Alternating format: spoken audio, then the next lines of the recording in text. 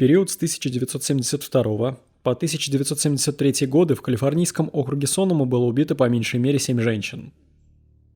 Первыми из них стали 12-летняя Марин Стерлинг и 13-летняя Ивона Вебер, которых в последний раз видели на катке в центре города Санта-Роза в феврале 1972 года.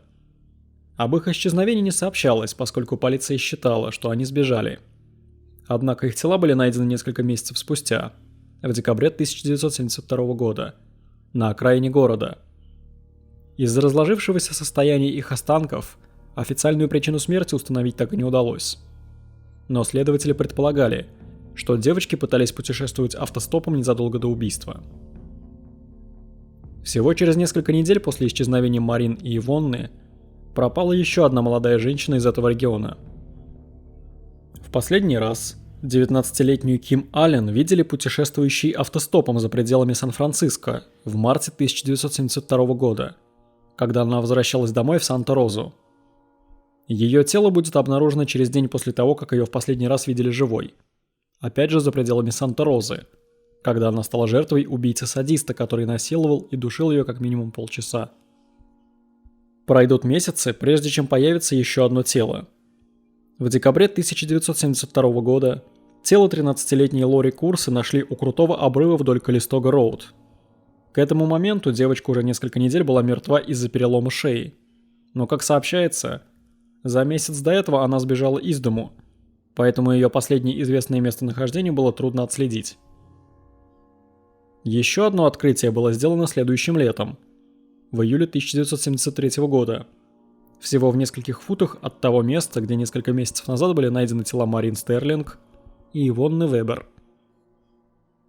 15-летняя Кэролайн Дэвис покинула дом своей семьи в округе Шаста в феврале того же года и провела следующие несколько месяцев путешествуя автостопом по западу Соединенных Штатов. В последний раз бабушка видела ее в июле 1973 года, и предположительно, в момент своей смерти она пыталась проехать автостопом через Санта-Розу. Вскрытие ее тела показало, что она умерла от отравления стрихнином, но официальные лица заявили, что понятия не имеют, как был введен яд. 23-летняя Тереза Уолш была еще одной молодой автостопщицей, которую в последний раз видели за несколько дней до Рождества 1973 года в гостях у друзей в Южной Калифорнии.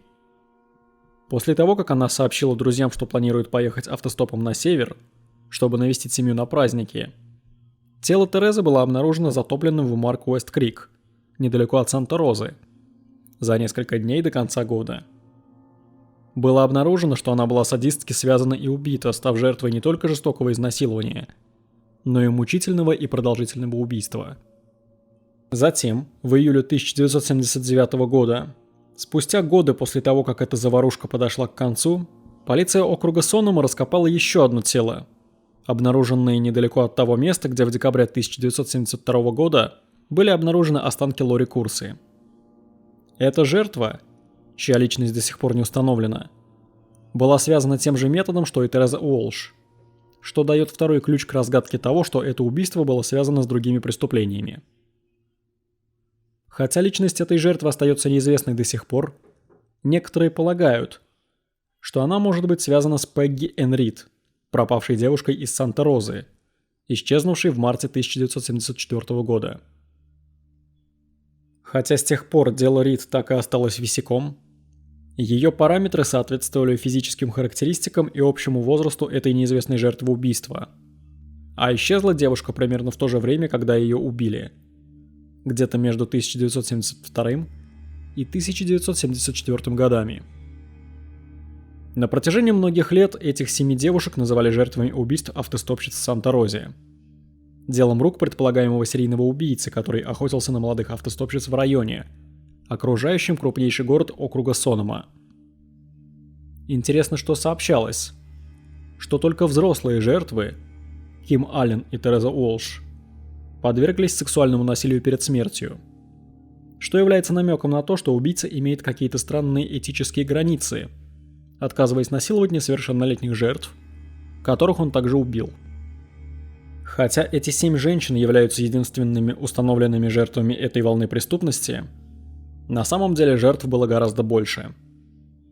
Через месяцы и годы после того, как эти тела были обнаружены, полицейские связали другие случаи с тем же делом. Те, которые произошли не только в районе, окружающем Санта-Розу, но и в районах Сан-Франциско и Сакраменто. Дело Лизы Мишель Смит – один из таких случаев. 17-летнюю девушку, сбежавшую из дому в марте 1971 года, в последний раз видели путешествующей автостопом в Санта-Розе в марте того же года. Хотя местная газета сообщила, что ее нашли через несколько недель и воссоединили со своей семьей, это было не так. По какой-то причине дело было закрыто, но девушка домой так и не вернулась. Полицейских записей той эпохи сейчас не существует, но следователи не верят, что Лиза когда-либо была найдена. И, возможно, именно она была первой жертвой этого убийцы. Другой похожей пропавшей женщиной была 20-летняя Дженет Камахели, которую в последний раз видели, садящейся в машину незнакомца недалеко от Санта-Розы. Дженет исчезла всего через несколько недель после Ким Аллен, и никто из знавших ее больше никогда ее не видел. Еще один случай, который постоянно связывают с этими преступлениями, это исчезновение и убийство двух подростков из Форествилля, небольшого городка примерно в 10 милях от Санта-Розы. 15-летняя Кэрри Энн Грэм и 14-летняя Франсин Мари Тримбл пытались добраться автостопом до торгового центра Кодингтаун в декабре 1978 года. И больше их никто не видел.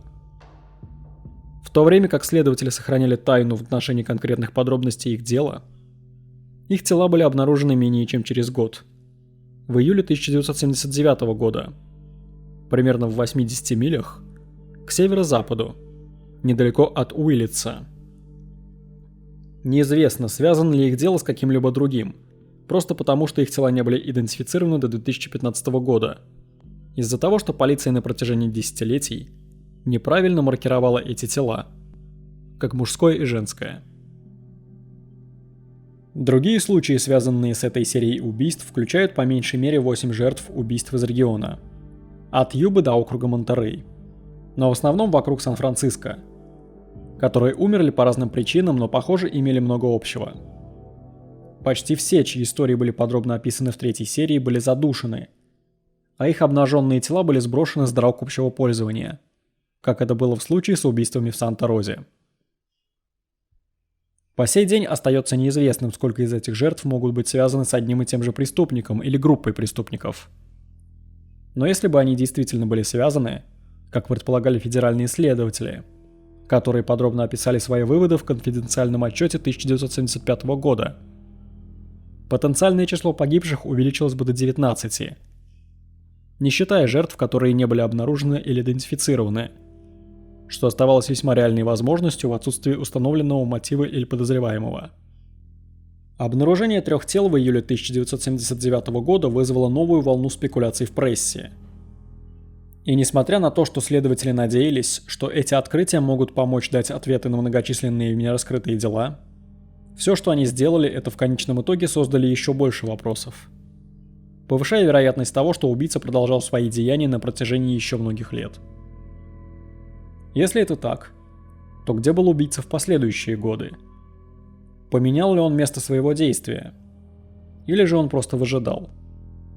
Это вопросы, которые правоохранительные органы по всей Калифорнии и США продолжают задавать себе сегодня, в 2022 году, спустя десятилетия после того, как эта предполагаемая преступная деятельность подошла к концу. Это заключительная серия, посвященная убийствам автостопщиц в Санта-Розе.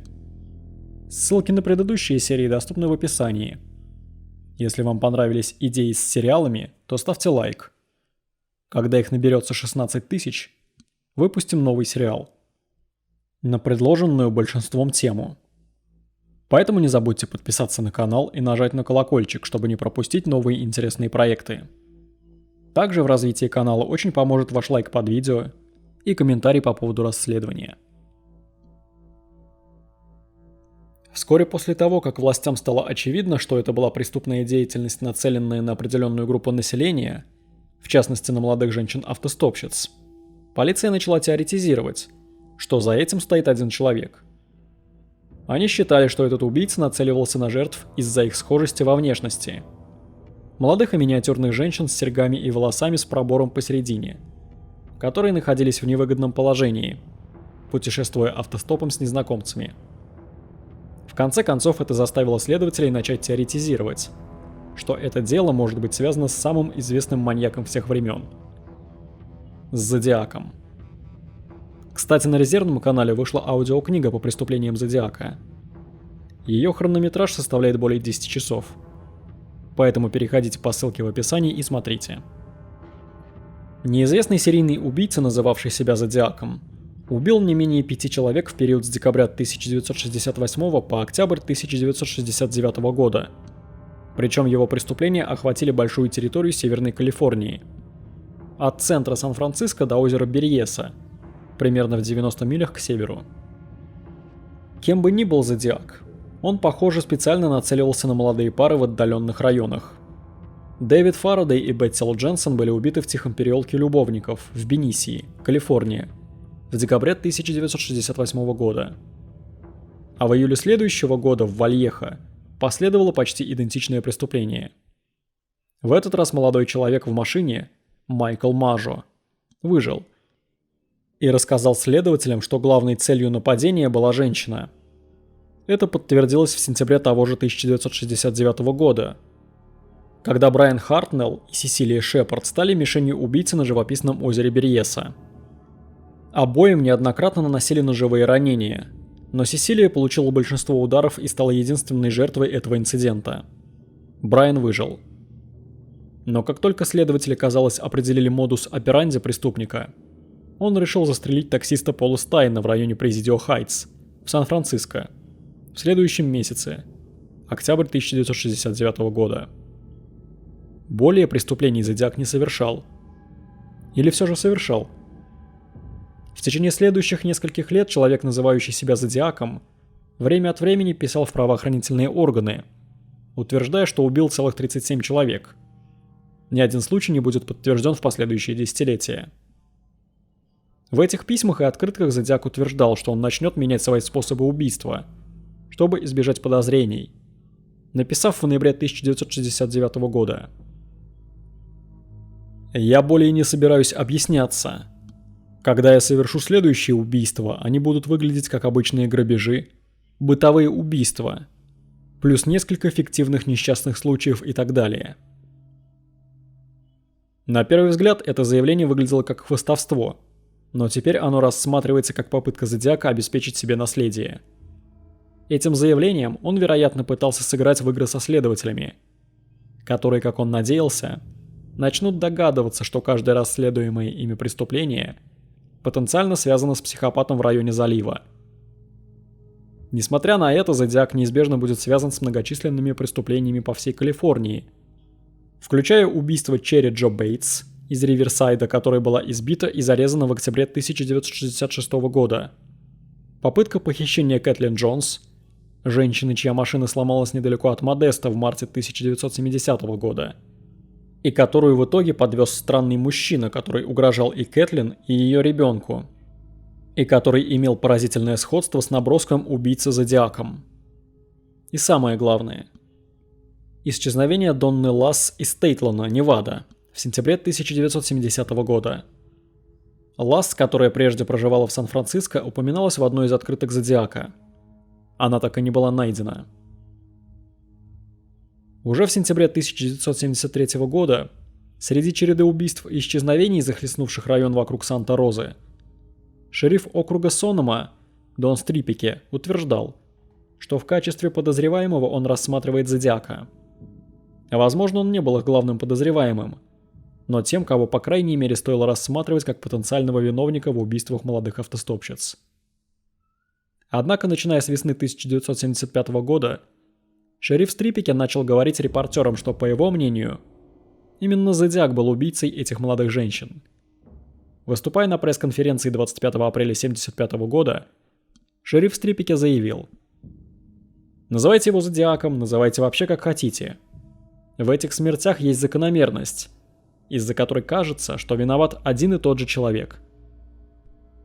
Последние сообщения, которые мы получили от Зодиака, указывали на то, что он собирался продолжать свои убийства, но совершать их другим способом.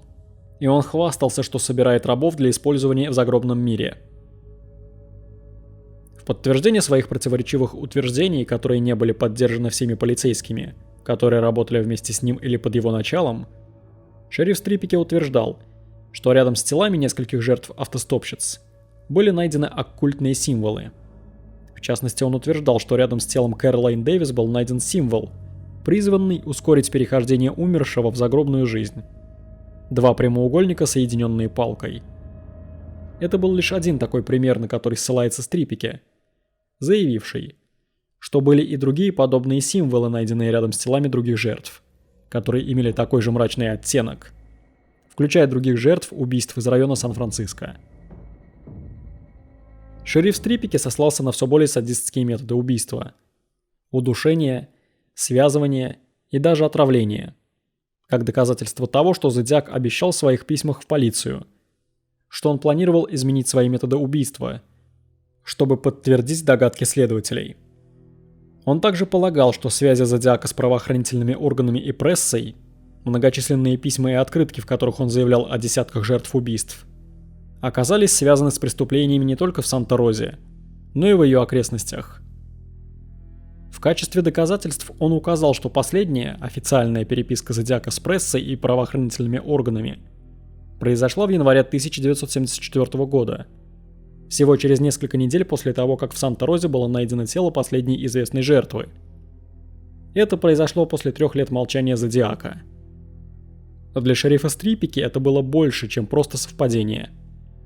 Однако почти сразу сотрудники правоохранительных органов в нескольких других юрисдикциях, те, которые расследовали преступления, которые Стрипике и другие в округе Сонному связывали со своими нераскрытыми делами, начали опровергать его утверждение о том, что за преступлениями стоит один убийца, предположительно Зодиак. Некоторые считали, что не только их дела не связаны с преступлениями в Санта-Розе, но и сами убийства не связаны друг с другом. Возможно, все это было не более чем совпадение. Дэйв Струве, сотрудник отделения специальных проектов отдела идентификации преступников Министерства юстиции, помог составить отчет 1975 года, в котором убийства автостопщиц были связаны с другими жертвами из окрестностей. Выступая перед прессой в апреле 1975 года, Струве выразил сомнение в том, что Зодиак несет ответственность за какое-либо из этих убийств, заявив: «Сначала я думал на Зодиака, но сейчас я так не думаю, потому что в прошлом Зодиак не был растлителем женщин. Некоторые из этих девушек были изнасилованы, и это не соответствует его психологическому профилю». Несмотря на то, что он настаивал на том, что Зодиак мог быть ответственен за убийство автостопщиц, шериф Дон Стрипике начал отказываться от своего утверждения несколько недель спустя, когда стало ясно, что поддержка его заявления была довольно слабой. В конечном итоге в 1978 году его заменил новый шериф округа Соннема, Роджер Макдермот, который в июле следующего года поговорил с репортерами «Пресс-Демократ» и сообщил им: «Зодиак брал на себя ответственность за многие вещи, но он не признался ни в одном из этих преступлений. Мы считаем, что эти убийства были делом не его рук». В выпуске «Пресс-Демократ» от 28 апреля 1986 года в примечании редактора подчеркивается одна из многих ошибок в книге «Зодиак» Роберта Грейсмита, которая стала самой известной документальной книгой всех времен, посвященной убийствам. Эту книгу вы можете послушать на 2-м канале. Одной из этих ошибок было то, что Грейсмит настаивал на оккультном символе, найденном рядом с телом Кэролайн Дэвис, что, как он утверждал, имело значение из-за того, что Зодиак использовал средневековые и языческие символы для своих замысловатых кодов. А редактор отмечает, что это был вовсе не оккультный символ, а скорее простая фигурка, сделанная детьми задолго до того, как Кэролайн Дэвис была убита. Из этого мы можем сделать вывод, что любые другие потенциальные связи с колдовством или оккультизмом столь же расплывчаты и спекулятивны. Несмотря на то, что полиция исключала таинственного убийцу Зодиака как убийцу молодых автостопщиц в окрестностях Санта-Розы, это не останавливало скептиков о причастности Зодиака, человека, чье имя в итоге стало синонимом этой истории, рассказанной детективом Дэйвом Тоски или писателем Робертом Грейсмитом. Многие считают, что Зодиаком был человек по имени Артур Ли Аллен. Артур Ли Аллен родился в декабре 1933 года и вырос в Вальехо, штат Калифорния. Он служил в ВМС США, откуда был с позором уволен в 1958 году, по неизвестной причине, и вскоре после этого стал учителем начальной школы.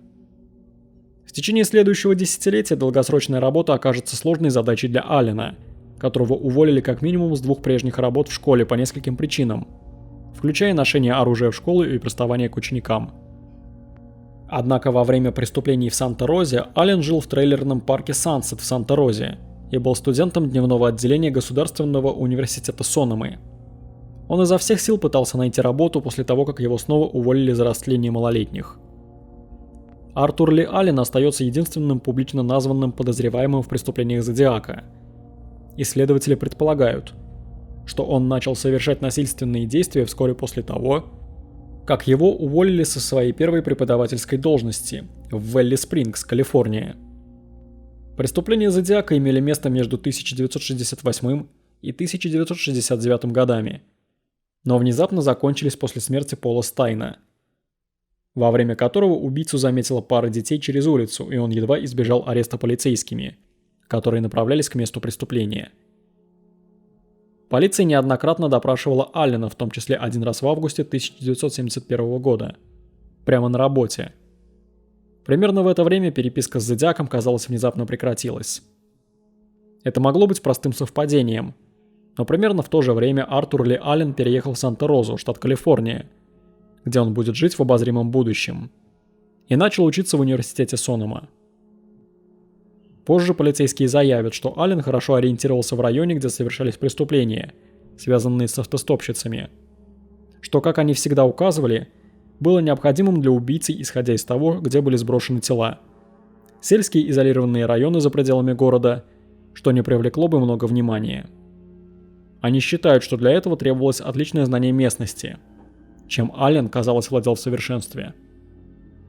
Еще одна причина, по которой Аллена часто подозревают в причастности к этим убийствам, заключается в том, что он был арестован в сентябре 1974 года за растление малолетних, жертвой которого стал маленький сын друга семьи. Аллен признал себя виновным в преступлении в марте 1975 года и находился в заключении в государственной больнице Атаскадеро до 1977 года. В течение этого времени не только не было писем или открыток от Зодиака, но и преступления в Санта-Розе, казалось, внезапно прекратились. Это могло бы объяснить не только прекращение преступлений в 1974 году, но и, возможно, повторное появление преступника в 1978 году, когда Кэрри Грэм и Франсин Тримбл были убиты недалеко от Санта-Розы.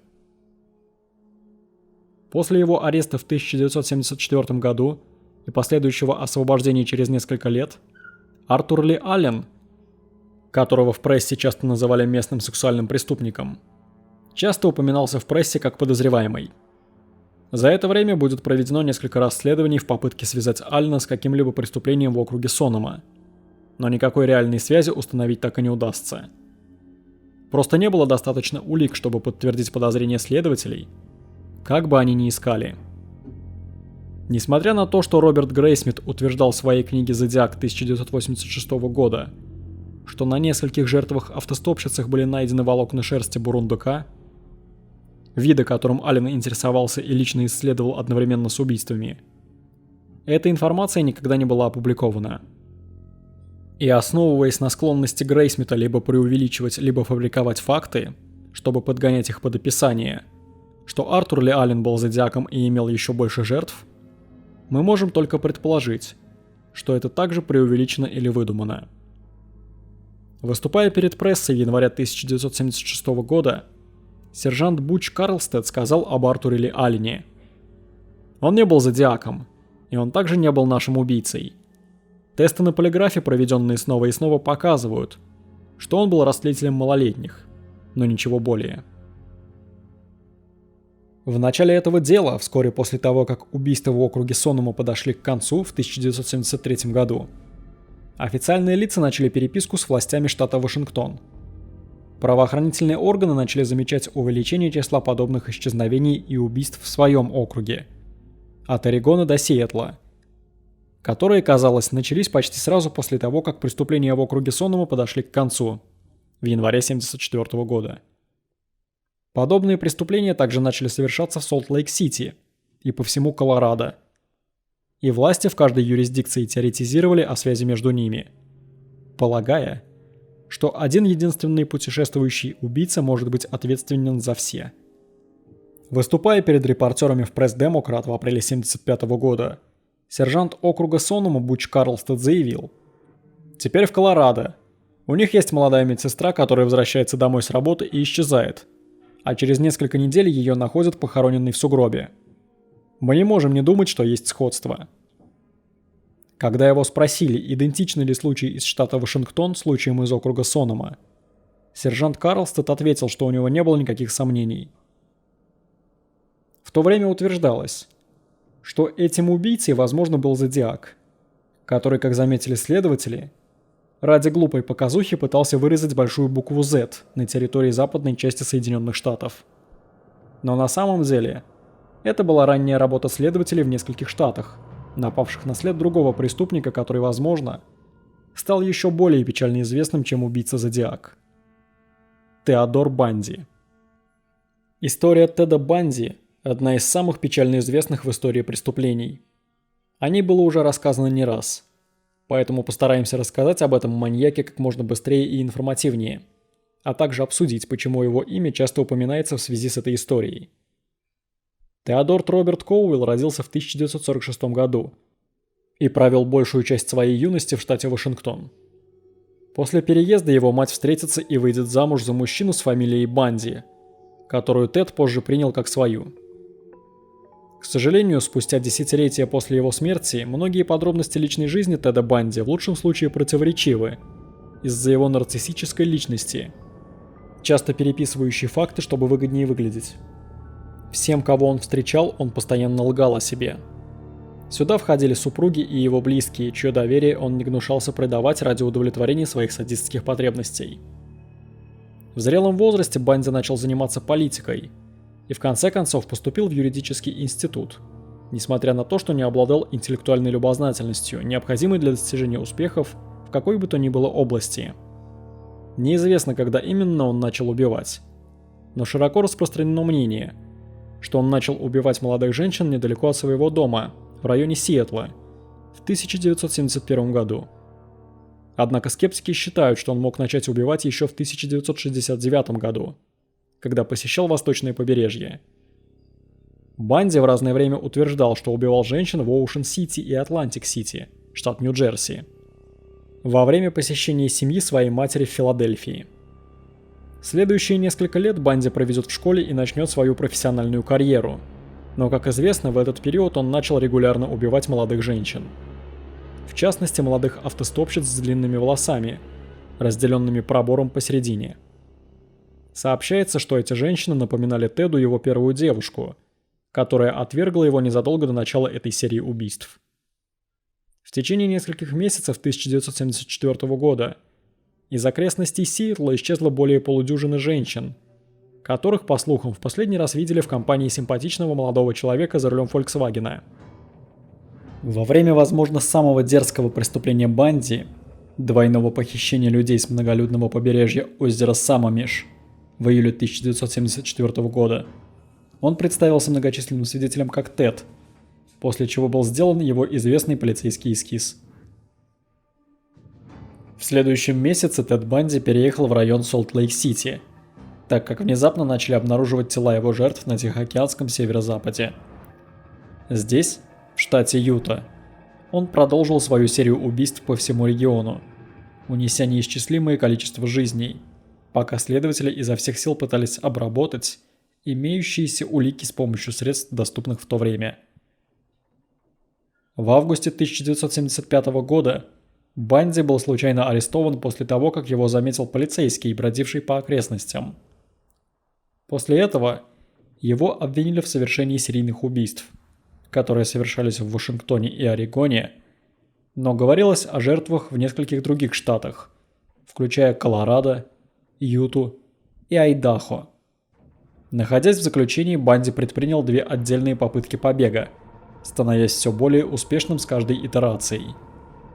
В конечном итоге он оказался во Флориде, где он совершил серию шокирующих дерзких преступлений в течение 1978 года, что привело к его повторному аресту в феврале того же года, прежде чем предстать перед судом за убийство во Флориде в следующем году. Остальное уже история. Банди давал многочисленные интервью в течение следующего десятилетия, прежде чем в конце концов был казнен штатом Флорида в январе 1989 года. В последней отчаянной попытке продлить свою жизнь, Банди признался в убийстве многочисленных неизвестных женщин на территории Соединенных Штатов. Но власти так и не смогли найти улики, доказывающие, что эти преступления совершил именно Тед Банди. За годы, прошедшие после казни Банди, некоторые предполагали, что он мог быть ответственен за убийство в округе Сонома. В частности, потому что профиль убийцы-автостопщиц, казалось, был почти идентичен профилю Банди. Почти все жертвы имели поразительное сходство с первой девушкой Теда Банди. Молодые миниатюрные женщины с пробором посередине, оказавшиеся в том же возрастном диапазоне, что и жертвы Банди. От 15 до 25 лет. В дополнение к почти идентичному профилю жертв, фактические преступления казались шокирующе похожими. Большинство жертв Банди были задушены руками или предметами домашнего обихода. Его преступления, казалось, демонстрировали растущий уровень планирования и эскалации, с садизмом и подготовкой преступлений с каждой итерацией. Обе эти черты являются синонимами убийств в Санта-Розе, которые с течением времени становились все более и более развратными.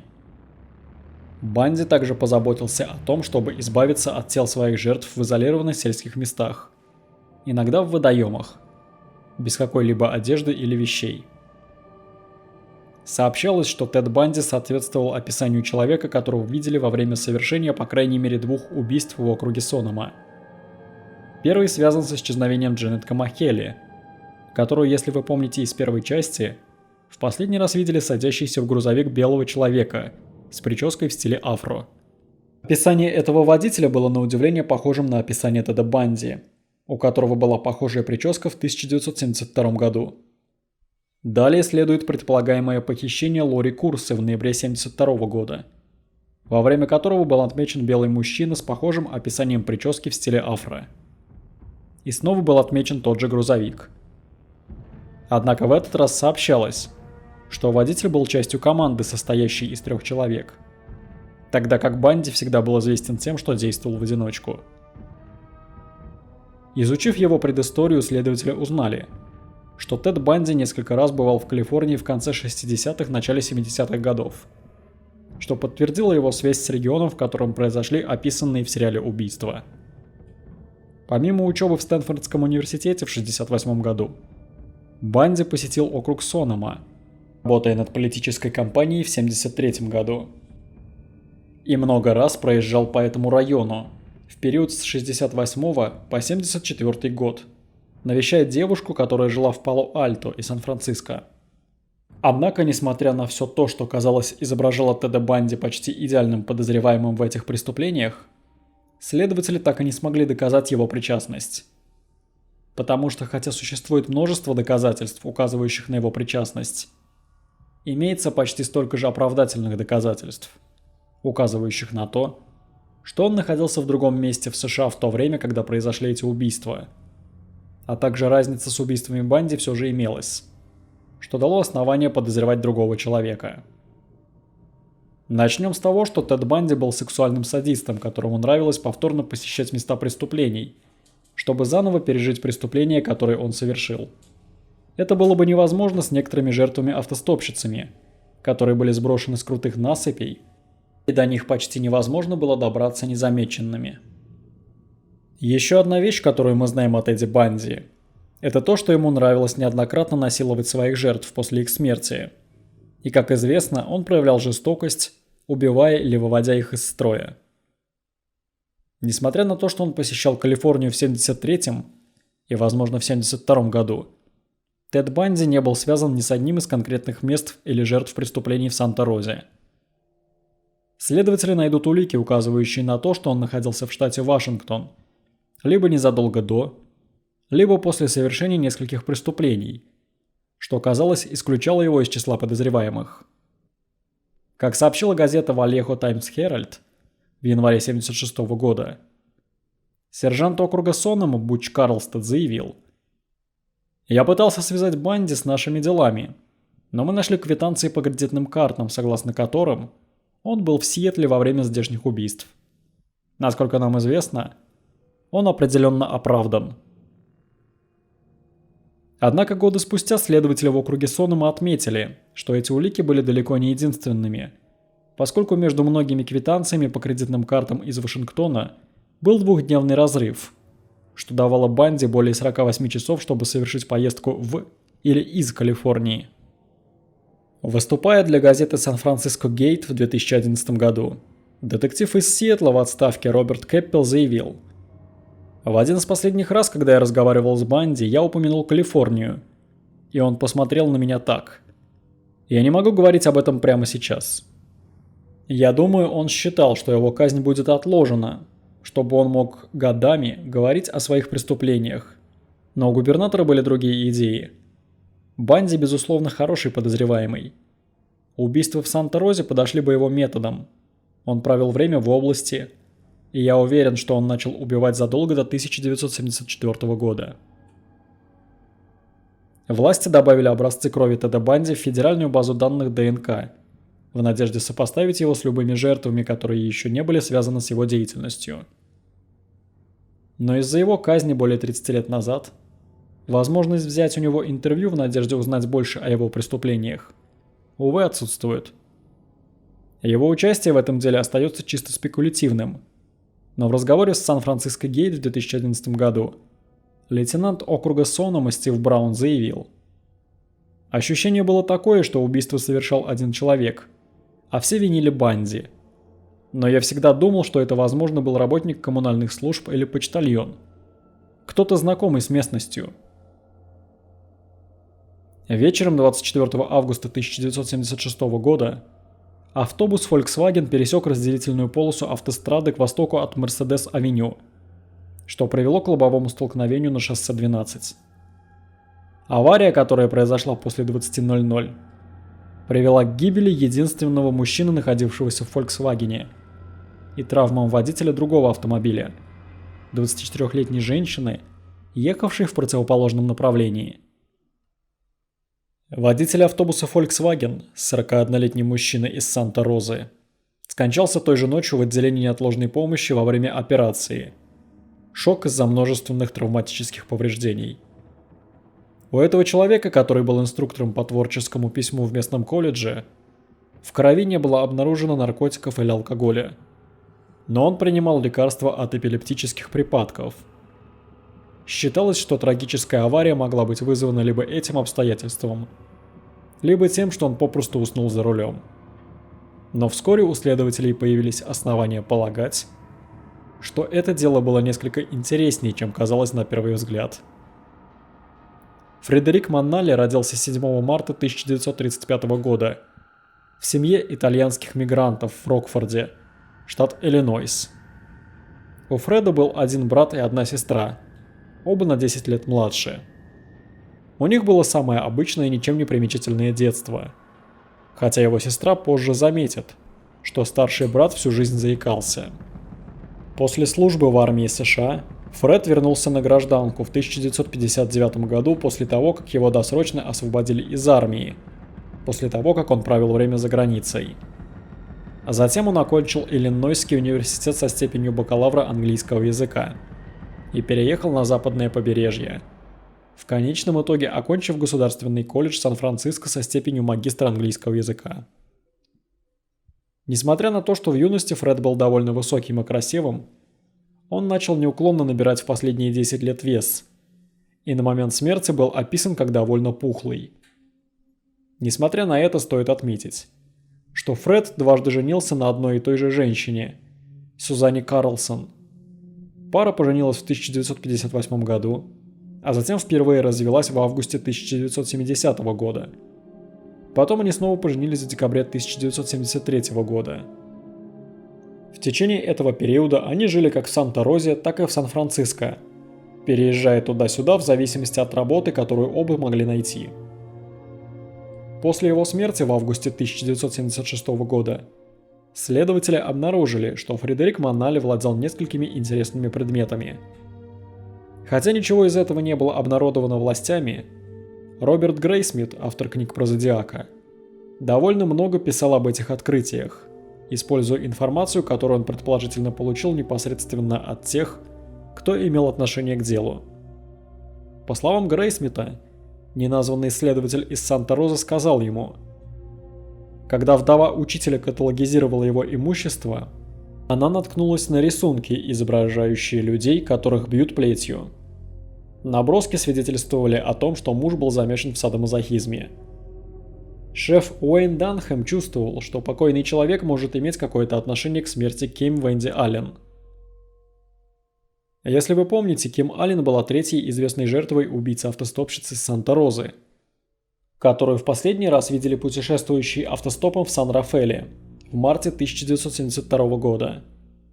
Ее тело было найдено днем позже за пределами Санта-Розы, изнасилованное и задушенное на протяжении не менее 30 минут.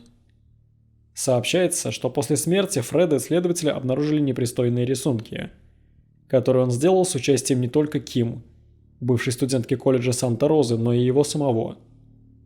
Говоря об этом, сержант Стив Браун, как сообщается, рассказал Грейсмиту о рисунках, которые правоохранительные органы нашли у Манали. На самом деле у меня есть ксерокопия двух рисунков, которые они нашли. Он нарисовал Ким, а себя нарисовал как Фреду, женщину. Он нарисовал другую девушку, и эти две девушки ходили с ним на занятия. И у него были эти волосы в бумажнике. Они проверили их, но эти волосы не принадлежали Ким. Вероятно, он думал о Ким, и когда она погибла, он стал действительно одержим ею. Странный чувак. В книге Грейсмита также утверждается, что у Фредерика Манали был один из рюкзаков жертвы, предположительно Ким Аллен, который затем забрала полиция. Однако других источников этой информации не было, так что Грейсмит, вероятно, выдумал все это. С годами Фредерик Манали стал главным подозреваемым не только в этом деле, но и в убийствах Зодиака из-за его связи не только с Санта-Розой, но и с Сан-Франциско и его окрестностями. Если вы наберете его имя в поисковой системе, вы обязательно обнаружите десятки сообщений в блогах, посвященных биографии Манали, включая газетные вырезки о его юности, анализ почерка, его сравнение с буквами Зодиака и многое другое. Интернет-эксперты проделали колоссальную работу в этом направлении. К сожалению, почти все улики, связывающие Фредерика Манали с убийствами автостопщиц в Санта-Розе, не говоря уже об убийствах Зодиака, в лучшем случае являются косвенными, а в худшем вообще слухами. Единственное, что, кажется, связывает Манали с любым из этих преступлений, это пара странных рисунков с участием Ким Аллен, которая была лишь одной из 8 известных жертв автостопщиц. Но хотя у Манали могла быть странная одержимость ею, не существует ничего, что связывало бы его с кем-либо из других жертв, или что-то особенно криминальное. Рисунки, какими бы странными и жуткими они не были, могли быть всего лишь причудливой данью уважения убитой студентки. В конце концов, каждый скорбит по-своему. Поскольку Манали был известен как артистическая личность, трудно приписать его деяния злому умыслу. За десятилетия, прошедшие с тех пор, как начались эти убийства, несколько других преступников с Калифорнии были рассмотрены в качестве подозреваемых. Своими действиями они продемонстрировали готовность совершить почти идентичные преступления и, казалось, жили в этом районе в то же время, когда погибали автостопщицы. Филипп Джозеф Хьюз-младший жил в Плезантоне, штат Калифорния, к востоку от Сан-Франциско и к северу от Сан-Хосе.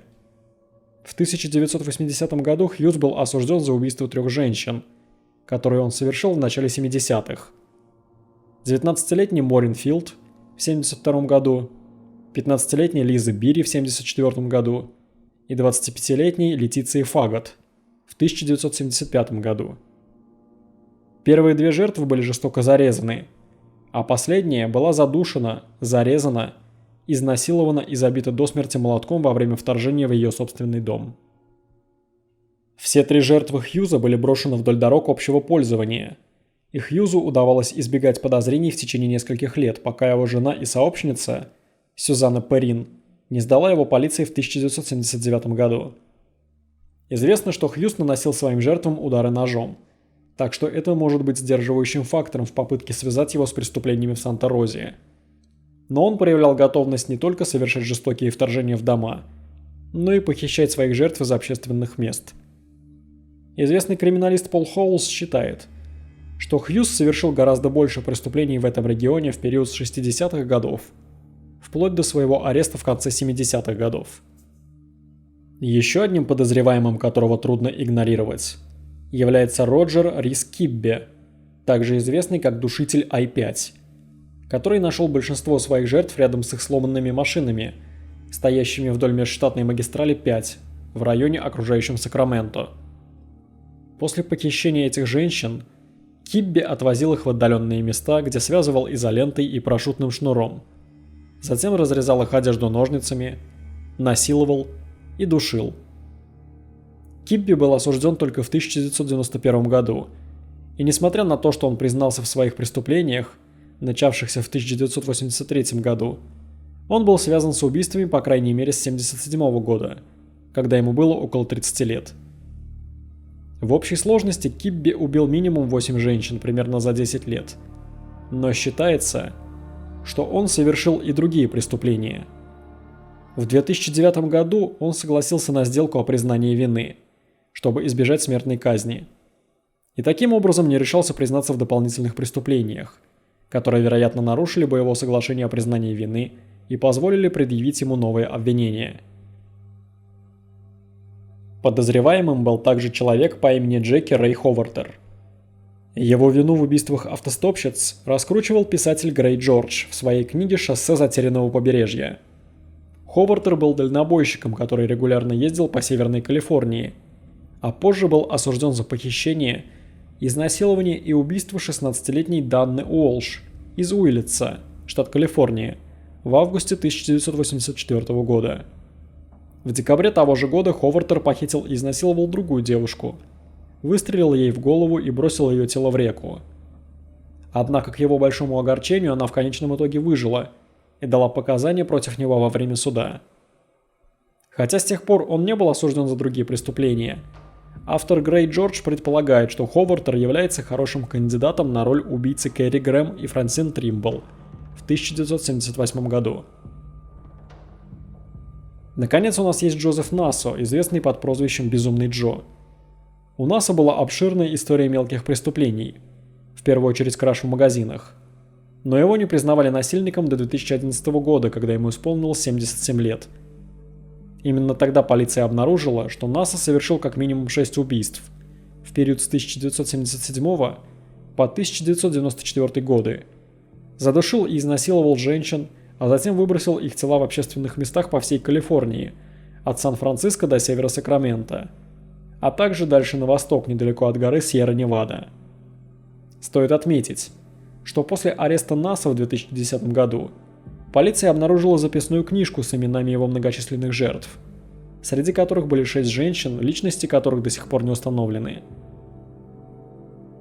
Помимо этих широко известных серийных убийц, есть пара других преступников, которые могут быть связаны с этим делом. Первый из них – человек по имени Кампо де Сантос, действовавший под псевдонимом Дейо. К 1975 году Дейо находился в камере смертников тюрьмы Нью-Мексико, будучи осужденным за преступление, которое было почти идентично убийствам автостопщиц. Считалось, что он был в округе Соннома, когда были совершены по крайней мере некоторые из преступлений. Неизвестно, какая связь может быть между ним и этими убийствами. Второй подозреваемый – Хоакин Кордова, 22-летний бармен, арестованный полицией в октябре 1973 года за физическое и сексуальное насилие над 29-летней женщиной, за которой он проследовал до дома. Сообщается, что во время насильственного акта Кордова насмехался над женщиной и сказал ей, что она отличается от других девушек, что указывает на то, что другие молодые женщины стали жертвами его сексуального насилия. Кордова был исключен следователями из списка подозреваемых на раннем этапе расследования, потому что он был арестован за 2 месяца до того, как была убита последняя жертва. И смотря на всех этих потенциальных подозреваемых, поражает другое. Сколько же насильственных преступлений совершалось в те годы в этом районе? В конце осталось обсудить еще один момент. Хотя некоторые исследователи полагали, что эти убийства связаны не только из-за внешнего сходства жертв, но и из-за все более садистских способов, которыми они были убиты. Возможно, все это заблуждение. Мы имеем, что цель этого убийцы – это молодые женщины, оказавшиеся в опасной ситуации. Жертвами были молодые женщины, которые сели в чужую машину, что делало их идеальными жертвами для тех, кто хотел воспользоваться ситуацией. Помимо этого, однако, мало что связывало этих жертв, кроме общей области, в которой они находились в момент своей смерти. Любые другие возможные связи – пробор их волос посередине, садистский способ убийства и другие – могут быть просто совпадением. Тот факт, что не все жертвы имели сходство, указывает на то, что эта история была невероятно запутанной. За исключением пары жертв, а именно Терезы Уолш и неизвестной Джейн Доу из округа Сонома, все они были убиты различными способами. Тела девушек были сброшены с обочин дорог. Но это также может быть просто совпадением. Может быть, только может быть. Идея о том, что эти женщины стали жертвами одного убийцы, более утешительна, чем вероятная правда. Возможно, в преступлениях, которые подробно были описаны в предыдущих сериях, действовало несколько убийц. Суровая реальность такова, что женщины всегда подвергались и всегда будут подвергаться насилию со стороны мужчин. Неудобная правда заключается в том, что действующие лица этого сериала, вероятно, были убиты несколькими мужчинами, которые нацелились на них для получения сиюминутного удовольствия, сексуального или какого-то другого. Конечно, хотелось бы думать, что это совершил один человек или же группа лиц, действовавшие по предварительному сговору. Но скорее всего это абсолютно разные единичные случаи. Преступники так и не расплатились за свое насилие. Им просто все сошло с рук. И это могли совершить чьи-то коллеги, соседи, братья, дяди и отцы. Так или иначе, скорее всего, все эти люди уже давно мертвы. Прошло 50 лет с тех пор, как появились первые жертвы в этой истории, а членам их семей, к сожалению, пришлось прожить последние полвека с нависшей над ними тревогой. Родственникам и друзьям жертв, родителям, бабушкам и дедушкам, братьям и сестрам, друзьям и соседям приходится идти по жизни, не зная, как и почему их близкие стали жертвами. Многие из этих людей уже умерли, так и не узнав, кто убил их близких. К сожалению, мы даже не можем быть уверены в том, что жертвы этой волны преступности закончились на известных нам случаях. Ведь были женщины, чье исчезновение осталось незамеченным для окружающего мира, и чьи тела были брошены в отдаленных местах, где они остаются лежать по сей день. Правоохранительные органы продолжают расследовать это дело, но сейчас найти какие-то зацепки невероятно сложно. Самые последние обновления по этому делу появились в 2016 году, когда были наконец опознаны тела Кэрри Грэм и Франсин Тримбл. Но даже теперь их дела официально так и не связывают с убийствами в Санта-Розе. В последние годы следователи сообщают, что они более активно проводят ДНК-исследования в надежде загрузить образцы ДНК, найденные на месте преступления, на генеалогические веб-сайты. Однажды подобные процедуры уже помогли властям выследить убийцу из Голден Стейт Джозефа Джеймса де Анджело после десятилетий молчания. В беседе с Сан-Франциско Кроникл в 2018 году, после ареста де Анджело, шериф округа Сонома Тим Дьюк заявил: «Главное никогда не сдаваться в подобных делах. Тот факт, что произошли некоторые новые прорывы в технологиях и методах, связанных с ДНК, впечатляет. Мы какое-то время откладывали дела автостопщиц, но теперь мы снова усиленно работаем над ними. Мы надеемся на лучшее».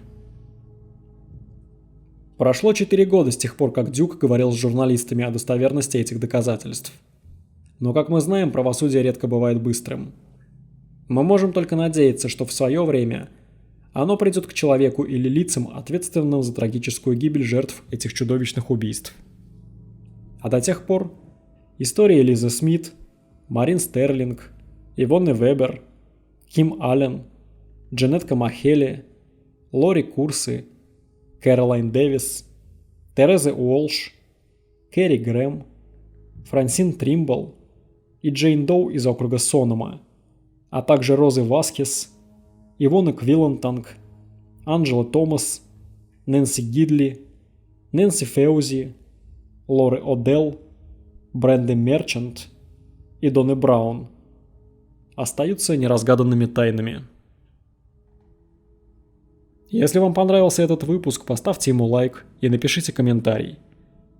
В настоящее время это единственно возможная нематериальная поддержка авторов. Идеи для новых сериалов пишите в комментариях. Всем спасибо. До скорых встреч.